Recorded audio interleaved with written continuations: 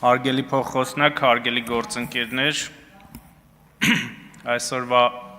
հարց ու պատասխանին մեր ընդդիմադիր գործընկերները շատ անդրադարձան եւ ես կուզեի այդ թեման շարունակել, բայց մինչեւ այդ շատ բարեկամաբար Տիկին Աննա Գրիգորյանին եմ դիմում, որ այստեղ քաղաքական թեմաները քննարկելիս բարոյականության խրատներ չտրվի պատգամավոր գործընկերներին, որովհետև չեմ կարծում, որ դա տենց ճիշտ ժանր է այստեղ, որովհետև եթե մի անաչառ դիտորդ իմ ու իրենց միջև տենց բարոյականության թեստ դներ, կարծում եմ իրանք դրանից պատվով դուրս չէին գա, եւ ես չեմ կարծում, որ սա այն ոչն է, որով մենք պետք է այստեղ շարունակենք։ Տիկին Գրիգորյանը ասում է եւ գործընկերներից էլ եղավ հարցեր, ինչ հարց ես տվեցի։ Ասի Տիկին Հովսեփյան, դուք հավակնում եք Եվրոինտեգրման հանձնաժողովի նախագահի պաշտոնի։ Հիմա ձեզ հարց։ Պրահայի հոկտեմբերի 6-ի հայտարարությանը ո՞նց եք վերաբերում, ինչ է պատասխանում ինձ Տիկին Հովսեփյանը, որ տարապես այն տոնայնության մեջ, որ ես Ղարաբաղից եմ, դու այդ հարցը ինձ տալիս ես եւ ուզում ես ցավեցնել։ Շարունակում է Տիկին Գրիգորյանը, ո՞նց կարելի է Ղարաբաղից եկած կնոջը այդպիսի հարց տալ։ Հարգելի գործընկերներ, երբ որ Ղարաբաղցի մեր գործընկերոջը առաջադրում եք Եվրոինտեգրման հանձնաժողովի նախագահ, դուք իրեն չեք առաջադրում, ասենք Տավուշի թեմի Վազգեն Գալստանյանի անվան օրիորդաց միության նախագահ։ Դուք իրան առաջադրում եք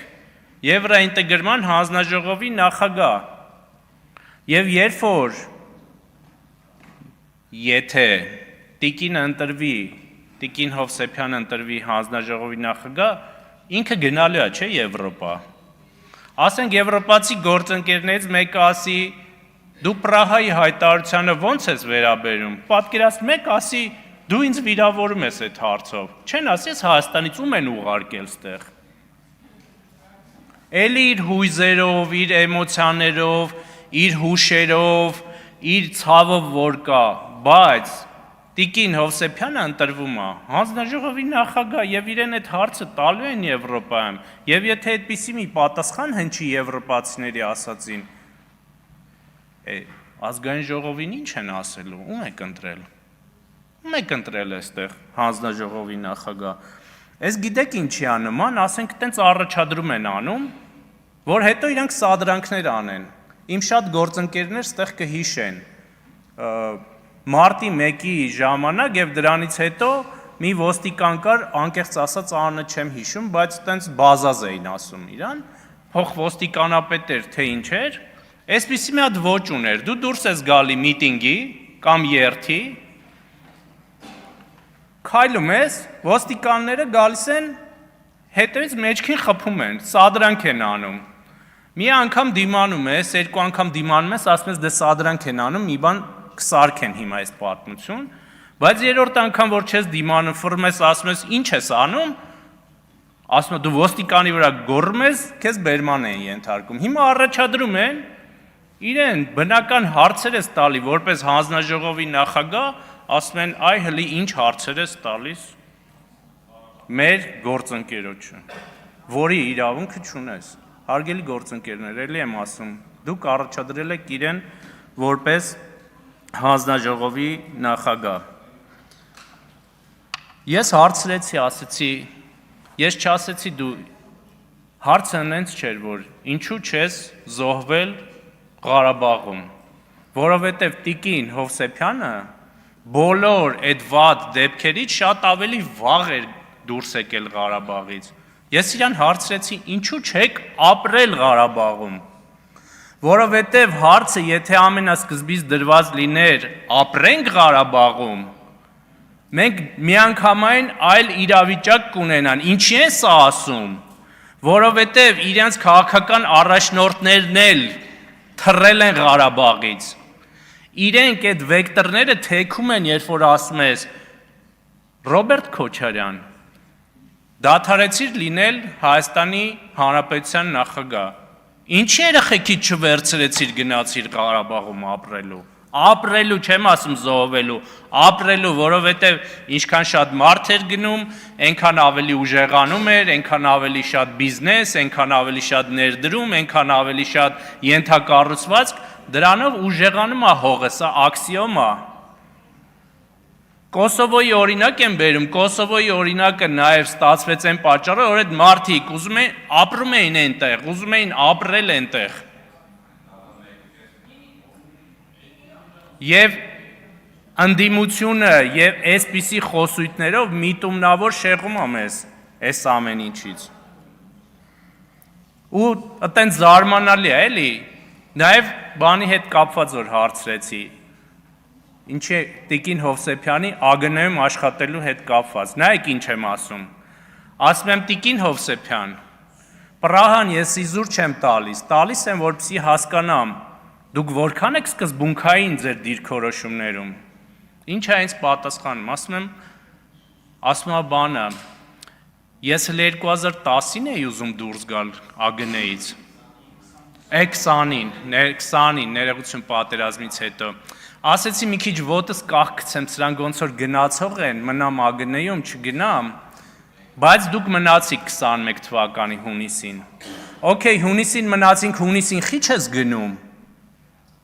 որովհետև դեկրետի գումար պետք է ստանալ, այս է սկզբունքայնությունը, հարգելի գործընկերներ, Ղարաբաղի հարց, դավաճան իշխանություն, սկզբունքայնությունը ավելի ստորադասվում է դեկրետի գումարին, հլա ավելին,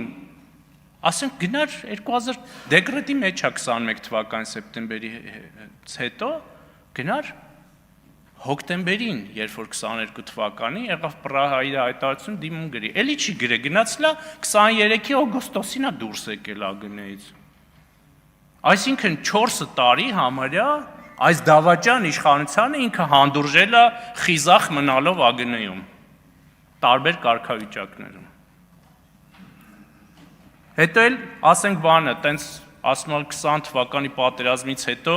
դուրս եկա բանի միտինգի եւ փոքրամարմին կնոջը 4 ոստիկան բերման ենթարկեց, էսա ձեր եվրոինտեգրումը գնացեք եվրոպական ստանդարտներ ներդրեք ոստիկանությունում։ Մի անգամ գնա Եվրոպայում ցույցի մասնակցի, տես ոնց են քեզ բերման ենթարկում ու Երանի կտած հայկական ոստիկանությանը բերման ենթարկելուց։ Գոնե կադրերը կան, մի հատ նայեք ինչ կոշտությամբ են այնտեղ անում եւ ստեղ ինչ բարեհամբույր են եւ բարեկիրթ մեր ոստիկանները բերման ենթարկելուց։ Ասում է բանը, տենց Սերժ Սարգսյանը, որ 2000 չեմ հիշում որ թվին էր, բայց ենթադրում եմ եւ վստահ եմ Տիկին Հովսեփյանը այդ ժամանակ արդեն չափահաս էր։ Այն որ ասում էր,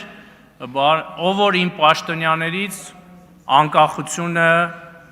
ճանաչի, նրան դուրս կշփրտեմ համակարգից։ 13 թիվ։ Այդ ընդվզում ինչի չեղավ։ Այդ ինչի ոչ մի տեղից դուրս չէի գալի, դիմում չէի գրում, փողոց դուրս չէի գալիս, չէի ընդվզում։ Թե ասենք Ղարաբաղյան կլանից է Սերժ Սարգսյանը, ձեզ աշկով արել, որ դե ուրիշ բանի համար եմ դա ասում, այդտենց կամերաների համար եմ ասում։ Եվ այս ամենը բացահայտելու համար է հանձնաժողովի նախագահի թեկնածուին։ Բացահայտելու, որ տեսնեք ինչքանով է սկզբունքային, հա ասում է, բան, ես տեղ չէի, ներողություն եմ խնդրում, ուշացա 5 րոպե, իմ սկզբունքայնությունից է խոսում։ Տիկին Հովսեփյանի խորտ կտամ իր հարազատ քրոջը, հարցնի, որին դաս եմ տվել տարիներ շարունակ, թե որն է եղել իմ սկզբունքայնությունը եւ նա կուրսընկերներն էլ կպատմեն իմ սկզբունքայնության մասին, որը բազմիցս դրսևորվել է եւ իր ընտանիքի անդամը ականատես է եղել դրան։ Այսքանը հարգելի գործընկերներ, բայց քանի որ քննարկում ենք սոցիալական հանձնաժողովի մեր գործընկերոջ տեխնացությանը։ Ես կարծում եմ, որ մենք լավ ընտրություն ենք կատարել եւ Տիկին Բաղդասարյանը լավագույնս կդրսևորի իրենես պաշտոնում մեր ընտրության դեպքում, երևի լավագույն որակները այստեղ կդրսևորի։ Շնորհակալություն։